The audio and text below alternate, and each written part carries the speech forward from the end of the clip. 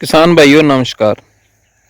यदि आपने अगली बार बीटी कॉटन लगाना है तो ये वीडियो ज़रूर देखना, क्योंकि बीटी कॉटन के अंदर दो दिक्कतें, सबसे बड़ी जो समस्याएं हैं दो समस्याएं ये हैं कि एक तो खेड़ा रोग है जो अंत में अपना नरमा साट मार जाता है, या प्लांट जो है सूख जाते हैं, या पूरा का पूरा खेत सूख जाता है, प्लांट पत्ते गिरा जाते हैं, तो उसको खेड़ा रोग कहते हैं या साट मारना कहते हैं। वो रोग होता है। और एक गुलाबी सुंडी और खेड़ा रोग, इन दोनों रोगों का इलाज अपने अभी से कर सकते हैं। अगली बार जहाँ पे आपने कॉटन की खेती करनी है उस ज़मीन में यदि अभी से दो दवाइयाँ बताऊंगा आपको, दो दवाइयाँ यदि अभी डाल लेते हैं अपने, तो अगले साल दोनों रोगों से अपने को, या दोनों जो मुश्किलें हैं किसान के आगे, तो इनका हल या फिर इनका थोड़ा इलाज हो सकता है और अच्छा इलाज होगा। तो चैनल पे नए हो तो चैनल को सब्सक्राइब जरूर कर लो और वीडियो को पूरी जरूर देखना। अभी होता क्या है कि ये जो उखेड़ा रोग आता है ये आता है फंगस के कारण। विल्ट होता है, फ्यूजेरियम विल्ट होती है ये, तो अपनी ये ज़मीन में होती है, तो जड़ों में विल्ट आ जाती है या रोग आ जाता है या फंगस आ जाती है, तो अपना पूरे का पूरा खेत जो है सूख जाता है। और अपने देखते हैं कि अपना नरमा है जो हरा नहीं रहता, हरा नहीं रह के और पीला पड़ जाता है और पत्ते गिरा देता है और एकदम से पूरे का पूरा खिल जाता है, तो उसका वजन कम हो जाता है, या फिर उसका जो नया फल आना था या नए फूल आने थे वो नहीं आते, तो अपनी पैदावार में कमी आ जाती है। और जो गुलाबी सुंडी है, गुलाबी सुंडी यदि इस बार है अपने नरमे में, मेरे नरमे में तो नहीं है, बहुत कम है, कोई क्या कहना 1-2% जो टिंडे हैं उनमें कोई शिकायत है गुलाबी सुंडी की। आप कमेंट करके बताना कि आपके कितना अटैक है गुलाबी सुंडी का।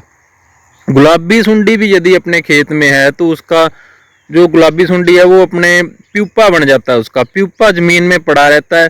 अगले साल जैसे ही अपने बीटी कॉटन या कॉटन बोएंगे तो वो जैसे ही हरेबाई होगी ज़मीन के अंदर या फिर अपने खेती में, तो वो गुलाबी प्यूपे से गुलाबी सुंडी अडल्ट बन जाएगा और गुलाबी सुंडी फिर अपने खेत में आ जाएगी। भी वो गई कहीं नहीं थी, वो सुप्तावस्था में चली जाती है, प्यूपा बन जाता है, तो अपना जैसे ही उसको टेम्परेचर वगैरह सही मिलता है तो वो दोबारा से गुलाबी सुंडी के रूप में आ जाती है।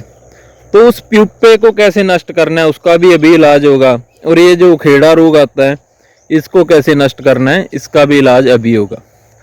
अमूमन क्या होता है कि अपने अभी गेहूं की खेती करते हैं बीटी कॉटन के बाद में, लगभग एरिया में 80-90% ज़मींदार यही करते हैं गेहूं की, या फिर ज़्यादा पछेता हो जाए तो जौ की खेती कर लेते हैं, या कई ज़मींदार सरसों की खेती कर लेते हैं।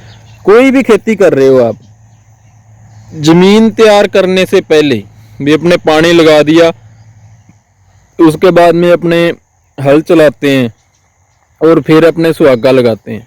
तो हल चलाने से पहले अपने को करना क्या है, दो चीज़ें लेके आनी है बाज़ार से अपने को। एक तो लेके आनी है मेटाराइजियम एनिसोप्ली। मेटाराइजियम एनिसोप्ली जैसे टी स्टैंड कंपनी का बायो मैजिक के नाम से आता है।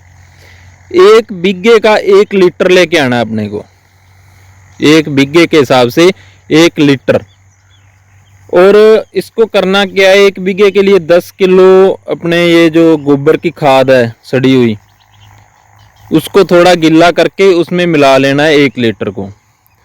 तो उसको छाया में सुखा देना है, छाया में सुखाना नहीं है, छाया में रख देना है ऊपर गिल्ली बोरी डाल के 5-7 दिन के लिए।